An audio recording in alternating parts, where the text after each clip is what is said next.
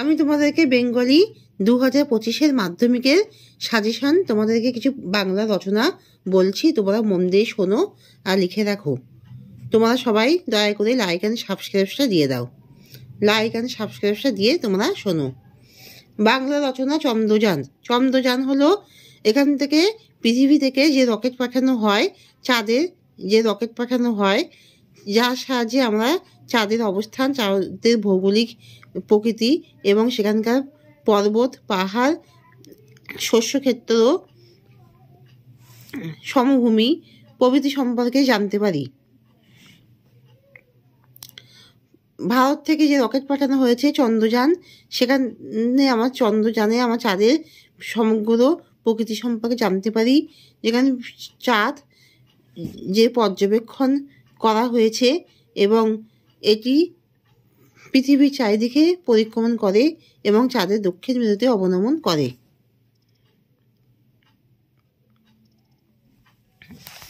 তাহলে এই চন্দ্রযানের সাহায্যে আমরা সমগ্র চাঁদে থেকে পৃথিবীকে আমরা দেখতে পাই এবং সমগ্র চাঁদের ভূমি কেমন, চাঁদের যে গর্ত রয়েছে বা জলাশয় আছে কিনা, তা এবং এখানে কোনো জীবনের অবস্থান আছে কিনা, অর্থাৎ এখানে কোনো জীবন্ত প্রাণী নেই, সবকিছু আমরা চন্দ্রযানের মাধ্যমে জানতে পারি।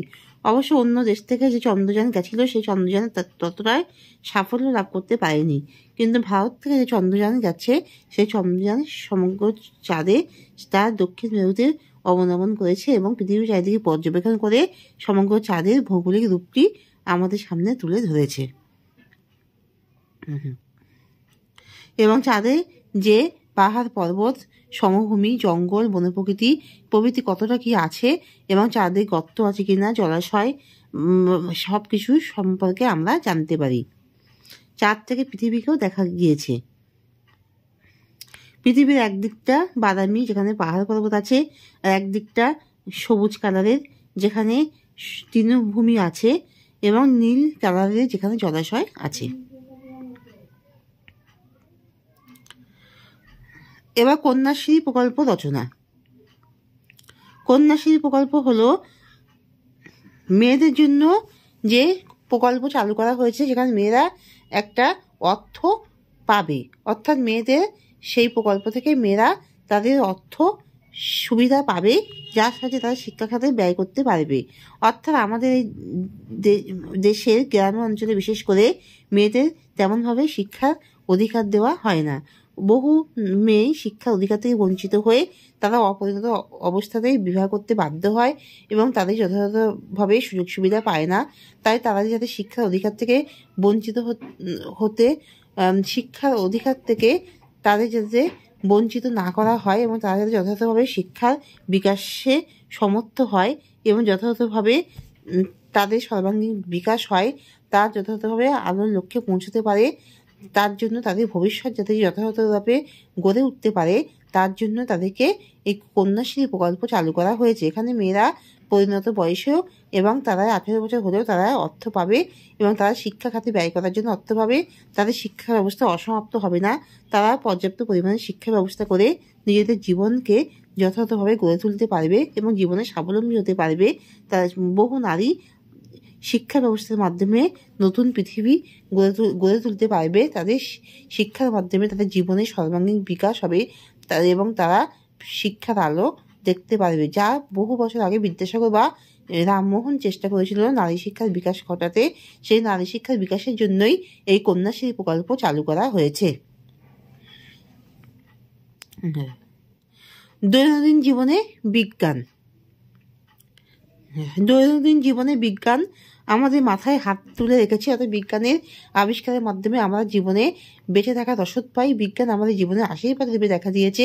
সকাল থেকে রাত পর্যন্ত বিজ্ঞানের অজস্র অবদানের কাছে আমরা ঋণী হয়ে আছি। যেমন বিজ্ঞানের উন্নতির ফলে সকালে যে ফ্যান চলে এবং যে বৈদ্যুতিক আলো তার দ্বারা আমরা অন্ধকারেও আলোর মুখ দেখতে পাই।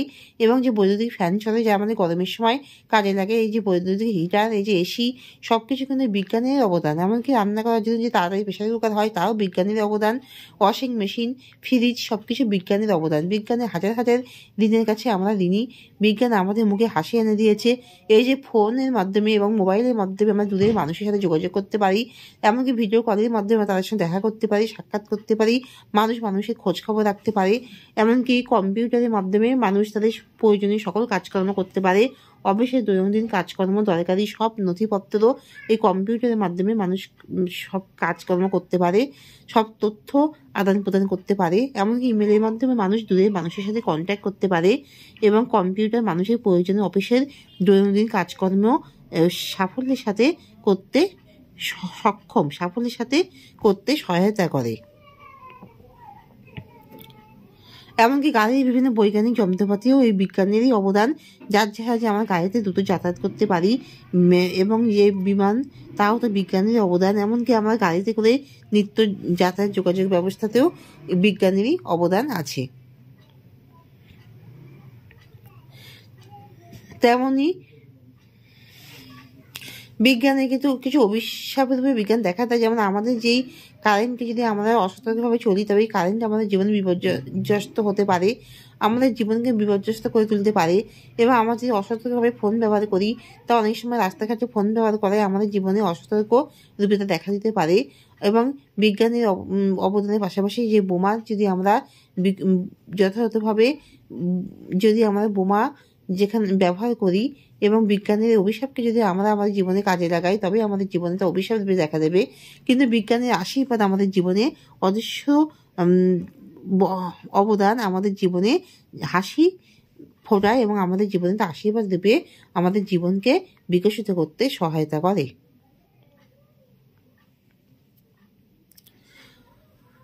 পরিবেশের উপরে প্লাস্টিকের ক্ষতির প্রভাব। এই যে প্লাস্টিকের বিভিন্ন ক্ষতিকর দিক আছে।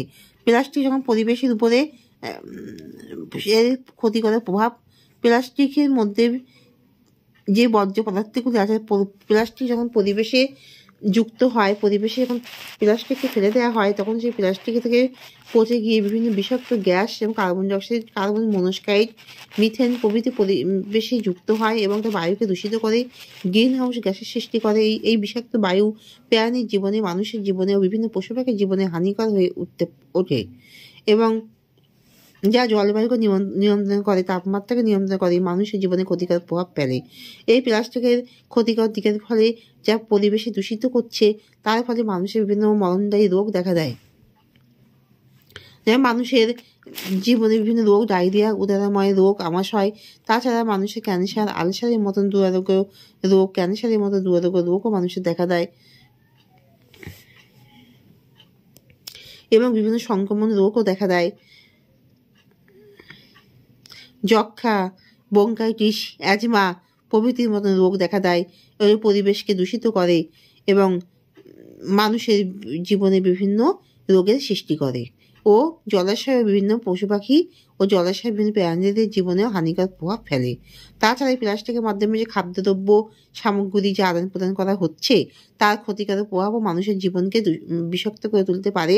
মানুষের জীবনে এই ক্ষতিকর দিকটি খুবই হানিকর, তাই জন্য মানুষকে সাবধান হতে হবে।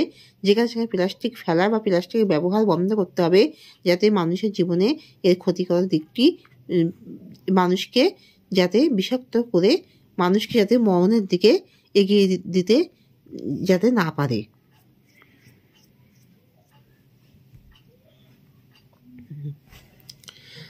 তাই যেখানে সেখানে প্লাস্টিক ফেলা উচিত নয় এবং প্রয়োজনীয় খাদ্য সামগ্রী, জিনিসপত্র প্লাস্টিক ব্যবহার করা উচিত নয়। এতে মানুষের বিভিন্ন দুরারোগ্য ব্যাধি এমনকি জন্মগত ত্রুটি রোগও মানুষের দেখা দিতে পারে। আধুনিক জীবনে ইন্টারনেটের মাধ্যমে মানুষ তাদের প্রয়োজনীয় কাজকর্ম, অফিসের বিভিন্ন কাজকর্ম, নথিপত্র ও তথ্য আদান প্রদান, এমনকি একে অপরের সাথে যোগাযোগ করতে পারে। মানুষ ইন্টারনেটের সাথে পড়াশোনা করতে পারে, গবেষণা করতে পারে, প্রয়োজনীয় সকল জ্ঞানের ভাণ্ডার সঞ্চিত করতে এবং তাদের মস্তিষ্কের বিকাশে ইন্টারনেট গুরুত্বপূর্ণ ভূমিকা গ্রহণ করে।